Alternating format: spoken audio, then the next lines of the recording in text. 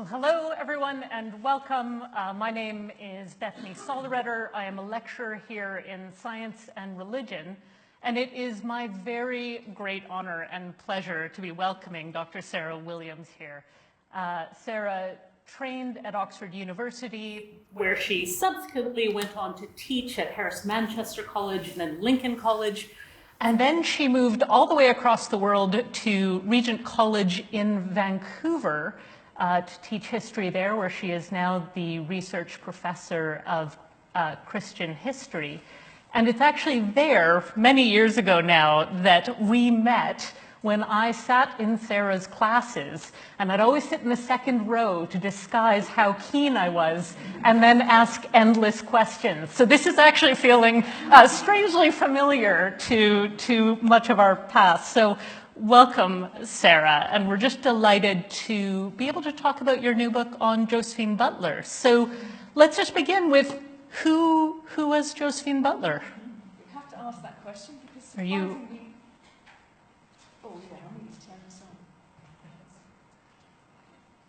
on. Okay, there we go. I'm slightly worried that this is Bethany's moment to get her revenge on me.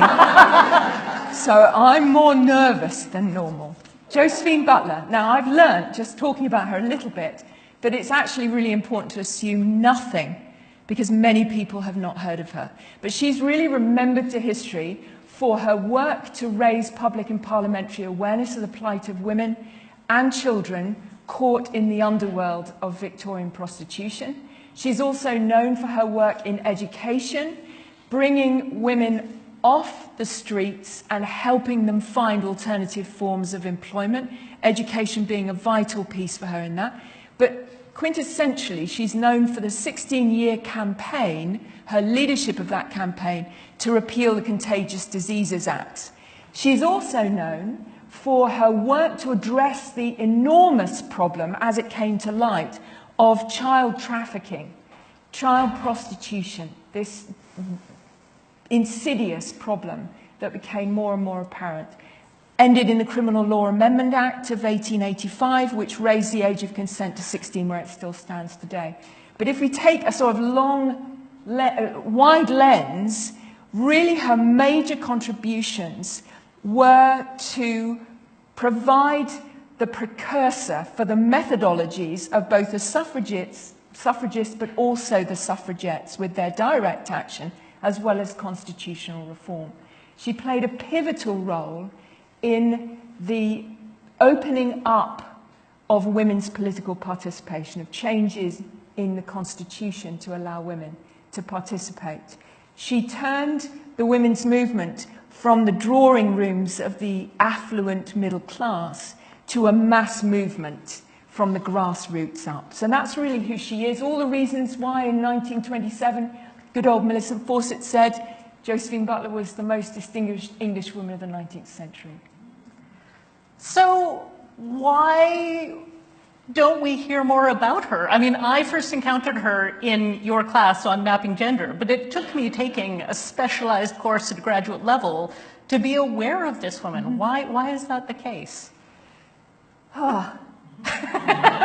The guardians of the history books, they're a dangerous lot. Really, in the late 20th century, in the period after the Second World War, women in what we would loosely and rather badly term second wave feminism are looking back to discover the historical roots of the women's movement, looking back into the 19th century. They recognized Josephine Butler's importance, but the problem was that she didn't fit the ideological categories of the ideologues of the second wave. She combined the very things which that group of feminist historians considered to be antithetical.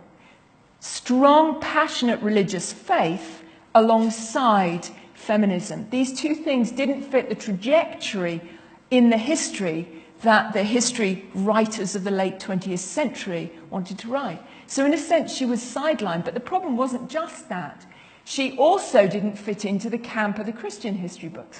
She was too Christian for the feminists, but she was way too feminist for the Christian camp. So she just falls between these camps. And therefore, just as it were, moves to the edges of the history books and sometimes falls off the pages. Thank you. I loved reading this book. It is such a wonderful read, and you are a storyteller. You speak like a novelist in this, well incorporating the deep historical knowledge you have.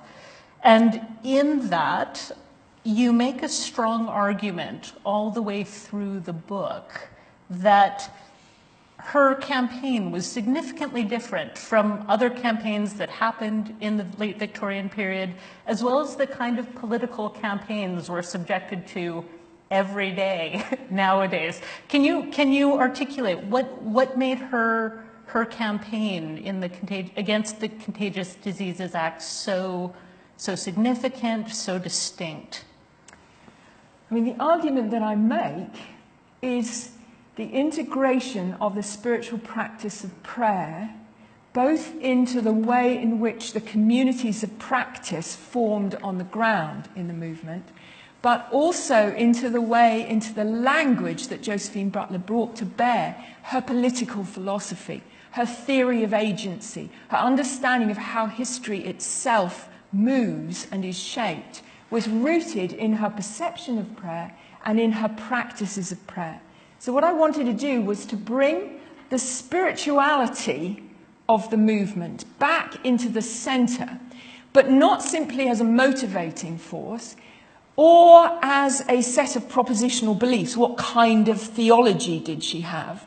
But to bring the spirituality back into the story at the level of the spiritual practice, how Christian faith worked itself out in the ordinary day-to-day lives of those involved in the campaign and those on the, as it were, on the edges and the peripheries of the campaign.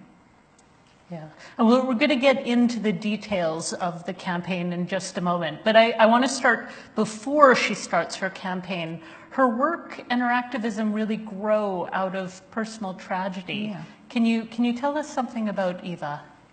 Yeah, so important. I don't want to give the story away because there is a Spoilers. story at the heart of this book. I want it to be a story.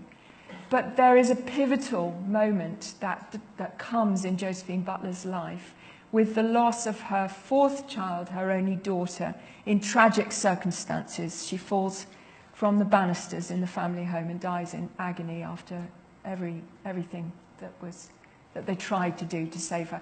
And this moment is almost a kind of baptism of grief for Josephine Butler. It wasn't that she hadn't experienced grief and suffering prior to that. Her years in Oxford were marked by a kind of struggling with sexual discrimination, both towards her and then seeing the effects of it on women's lives. So she was familiar with suffering, but this moment of personal tragedy reshapes her life in extraordinary ways and moves her more deeply into prayer, moves her into a more intimate relationship with God, and moves her into understanding intercessory prayer as a vital dynamic right at the heart of her vocation. And that sense of encountering God in suffering and God's presence in suffering, and then beginning to allow her own imagination to be reshaped by suffering, does this extraordinary thing. Instead of turning her inwards, it turns her outwards towards the world. And it's this extraordinary link that she writes about. And all the book's entirely, as it were, based on how she describes her own spirituality in her life, I should say that.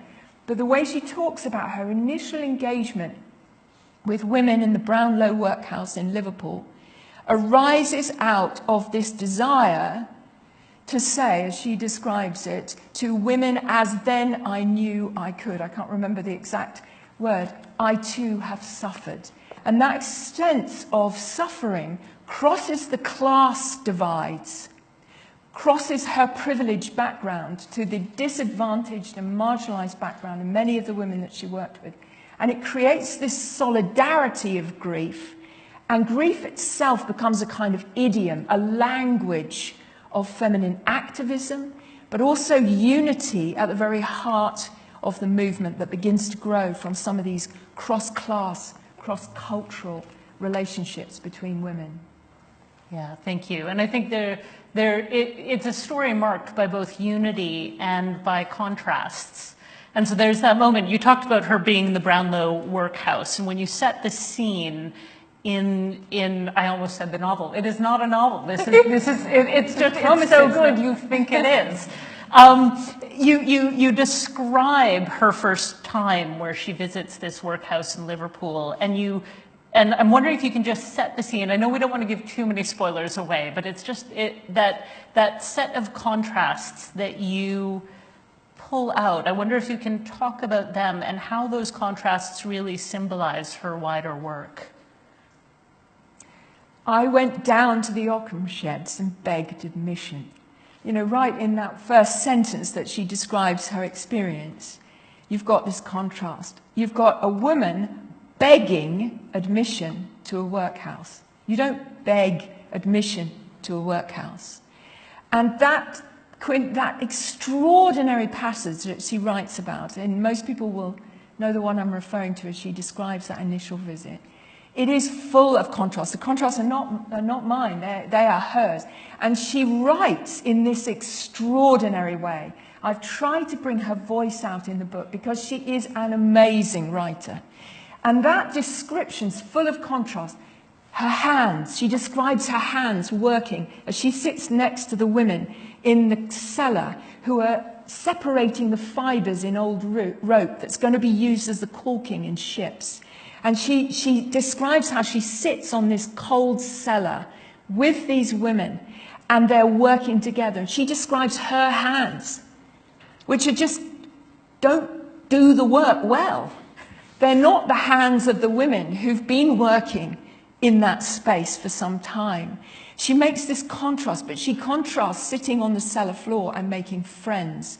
She describes the noises and the contrast of the noises. And these women are being herded together into this confined space, as it were outcasts from society.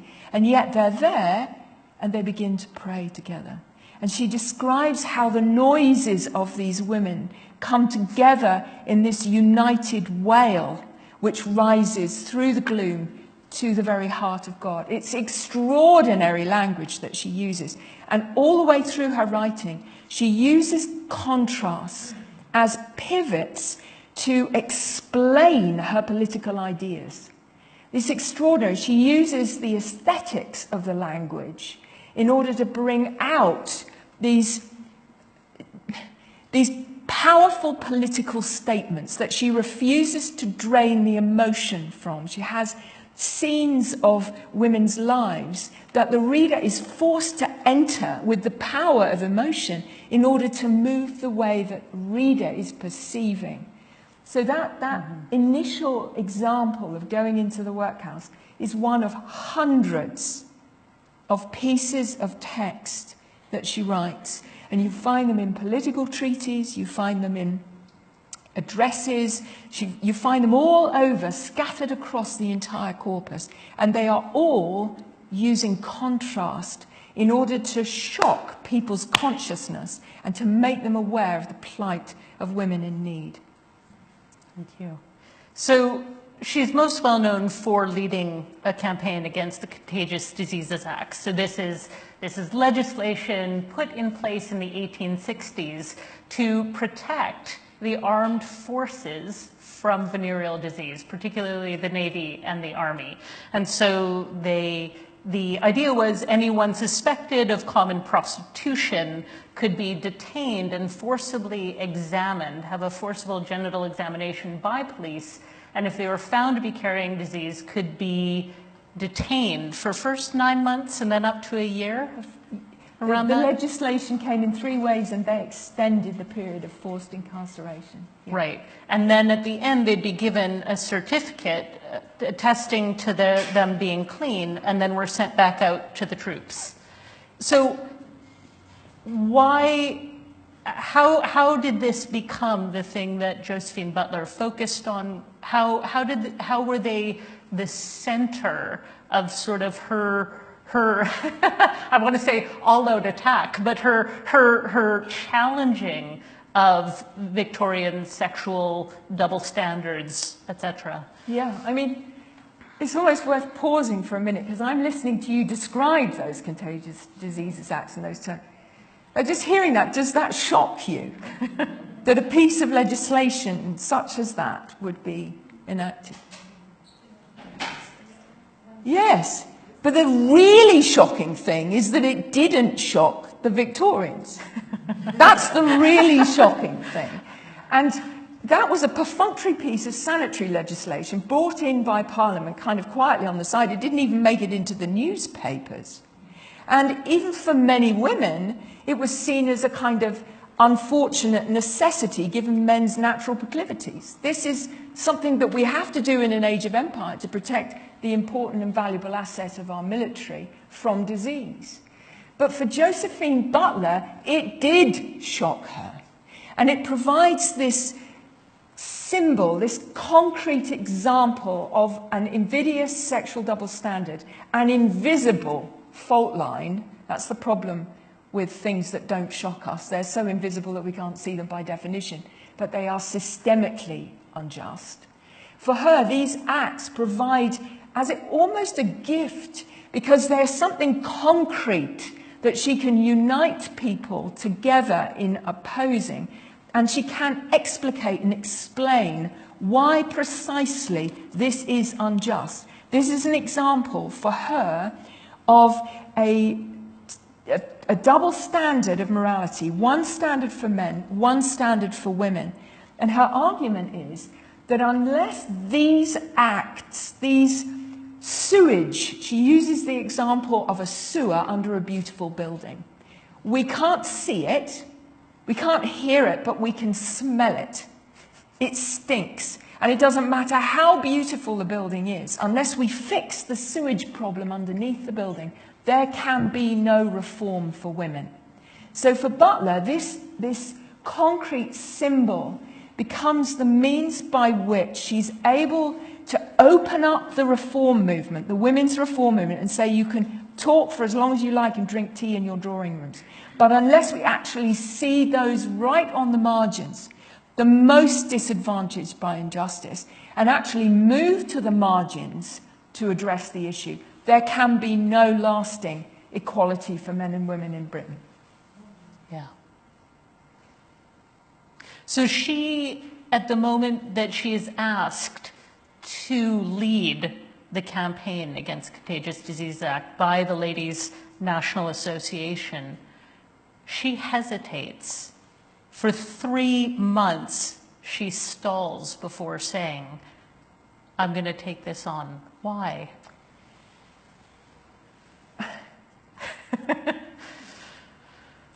I almost want to answer that question in two ways. An inner landscape and an outer landscape. And what I trace in that 3-month period of hesitation is an inner journey that she goes on with God of prayer. The first reason she hesitated was she wanted to pray, to be sure that she was sure that she was sure. And she describes herself like the prophet Jonah, who doesn't want to go to Nineveh. She's on the run. And that brings in the outer reason, which is she knows that the minute she takes on that issue, she moves beyond the pale.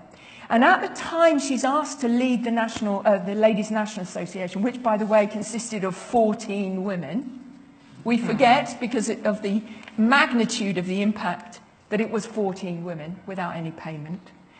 That might cause us to... She was at the height of her career. She was at that particular time president of the Council for the Promotion of Women, of the Education of Women in the north of England. She had around her a circle of like-minded kindred spirits, women who were also involved in crucial issues of reform and debate, particularly women's education. She had a friendship group, and she knew that it would cost her not only the reputation of her family, her children and her husband, but she would actually lose the very network of women friends that she'd worked so hard for years to build. So at every level, she knew taking on this campaign was going to cost her. It was one thing to be involved with the relief work with individual women, but to take on this systemic problem of prostitution in her culture, that was another whole thing entirely. So she loses her friends, she loses her status within her class, but she wasn't the only one who paid a price for this. This was also a heavy price for her family. Can you, I mean, you have such an endearing portrait of her husband, who is just the most wonderful man. And I wonder if you can tell us about George and a little bit about his role in prayer, in friendship, and enduring hardship alongside Josephine. Well, I think I am a little bit in love with George. Aren't we all? I mean, he is an extraordinary person. And descriptions, again, I'm basing all of this on Josephine's descriptions herself. I'm using her language as a way of recovering and weaving it together. And she really is in love with her husband.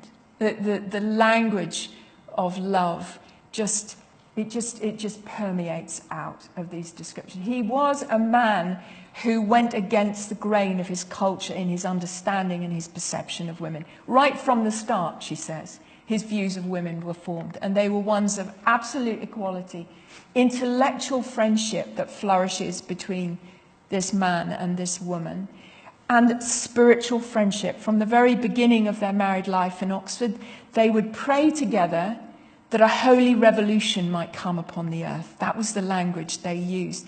They had the same passion, the same vision, and that carries on all the way through. The cost for George was immense. The cost of preferment in the church. He was a clergyman as well as a schoolmaster. He spent his life, as it were, marginalized.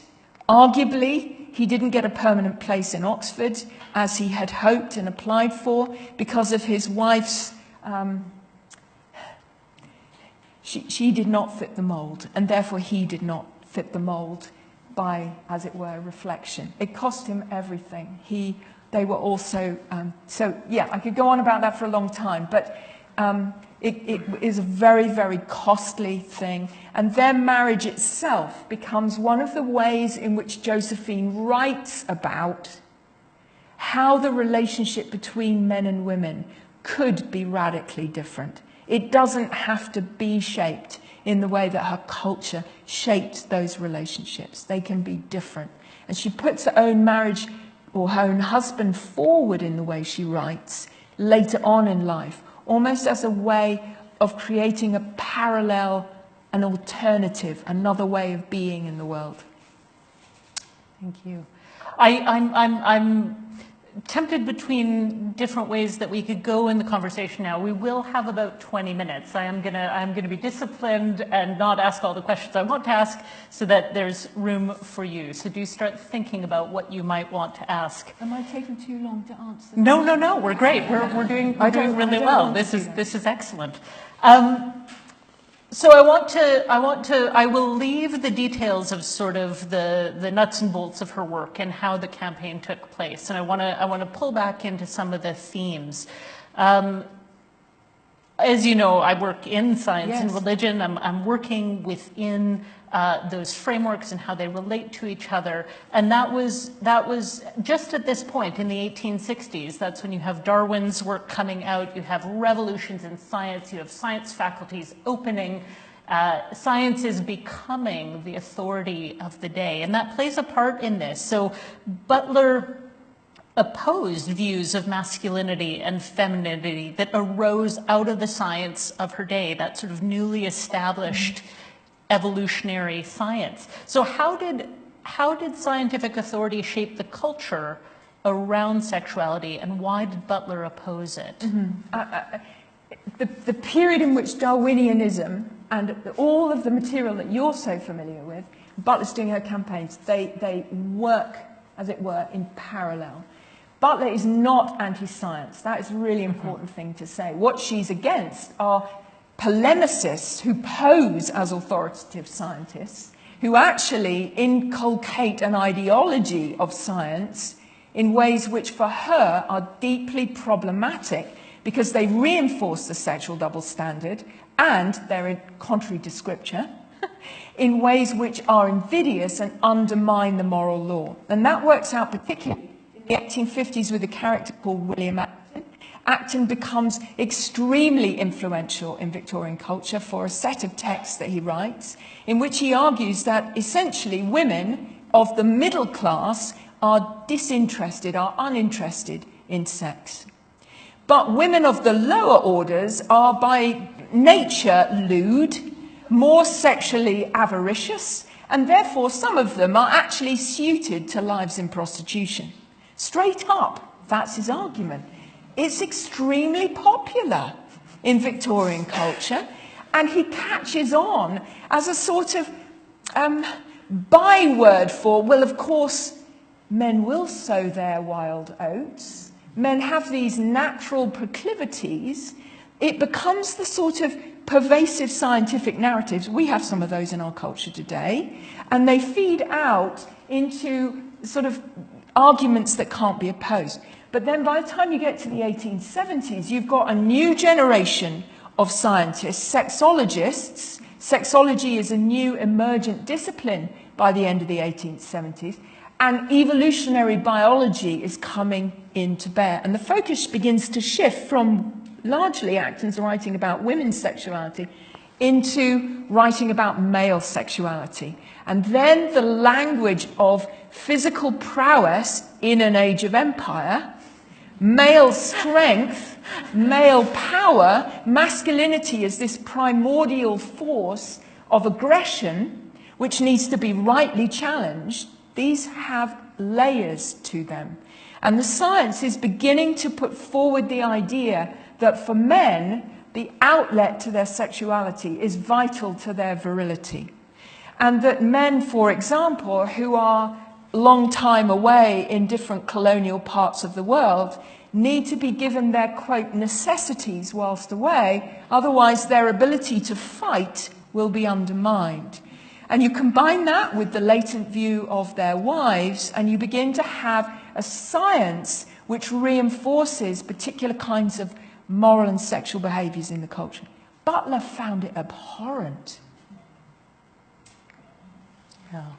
And I think one of the things that you find when you study the history of science is not objective. Science is not neutral. It's always embedded in culture. It's always being influenced by what sciences are studied, what is funded, what is not funded, and how the proceeds of science in technology are used. And so I wonder if there's a bit of reductionism of that type in the way that they could, see these horrific acts as simply a hygiene bill, right? Like there's a pulling away from the personal there, which was an ideal of scientific Yes. practice for a long time. Yes. And we're moving away from that in science, which is really good and becoming more reflective, I hope. But there's always that danger there. So I'm a little bit worried that we might end up with a hagiography here, with something that just says, Josephine Butler was amazing, everything she did was amazing, and it makes a good story, but it's usually not necessarily good history. So I wanted to talk a little bit, just as we're coming to the end of my questions, about some of Butler's political strategies that really sit on the edge of ethical ambiguity.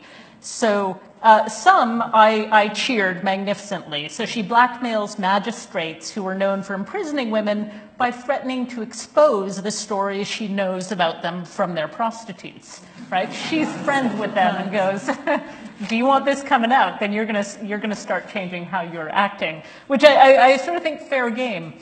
But she also works with a tabloid journalist, William Steed, and he actually at one point procures a young girl to show how easily basically a sex slave is to buy before then rescuing her and sending her to another place. So he changed the nature of the campaign by straightforwardly participating in the evil that she was arguing against. And so I wonder, can you reflect on the ethics of some of her harsher political methods? Yes.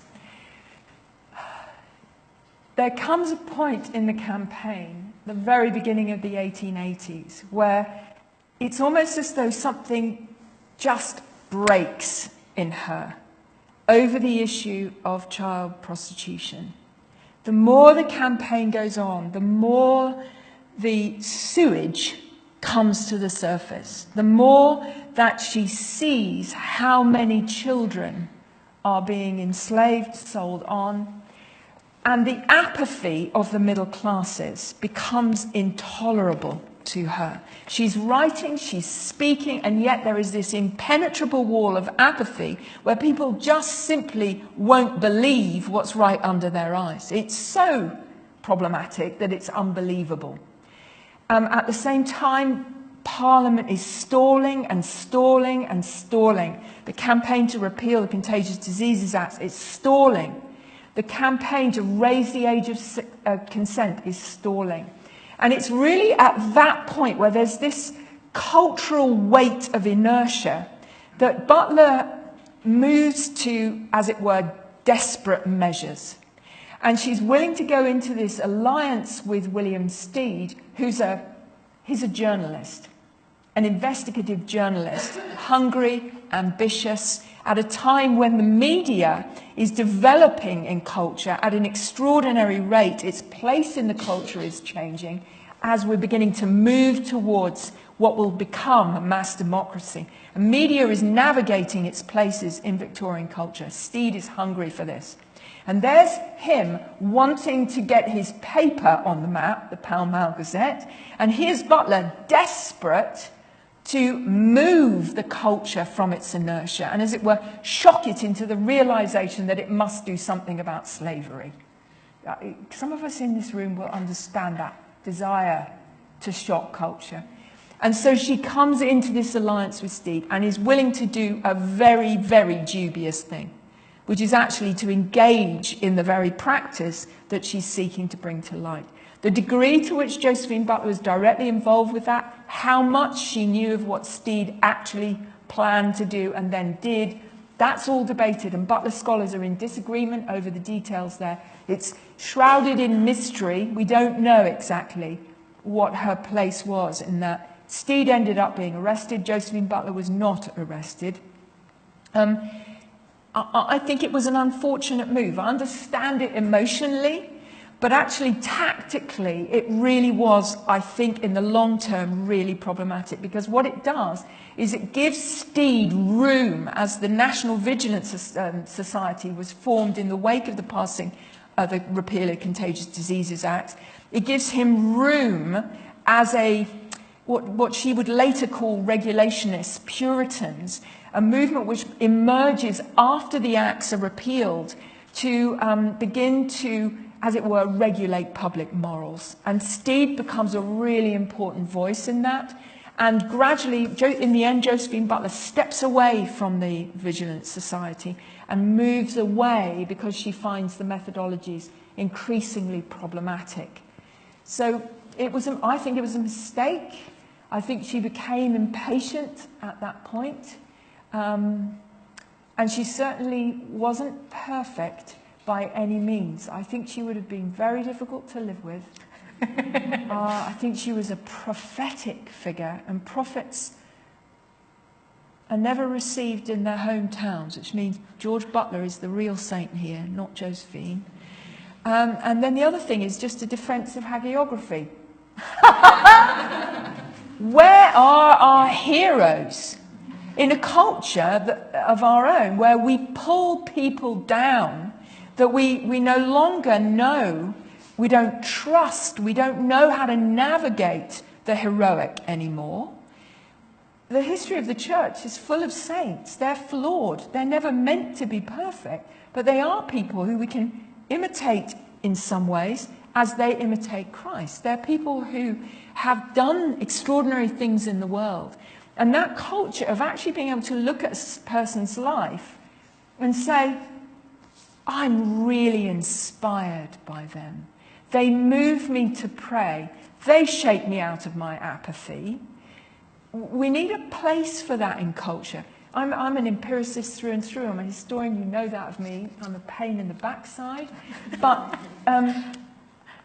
she inspires me as a figure. I've tried to stay true to the historical sources, but I've also allowed myself to be challenged, to be emotionally moved by the story, to care about the characters, to allow disinterest to take a place as a historian, but also to push it back and say we don't all have to be empiricists. We can keep the personal and the political together.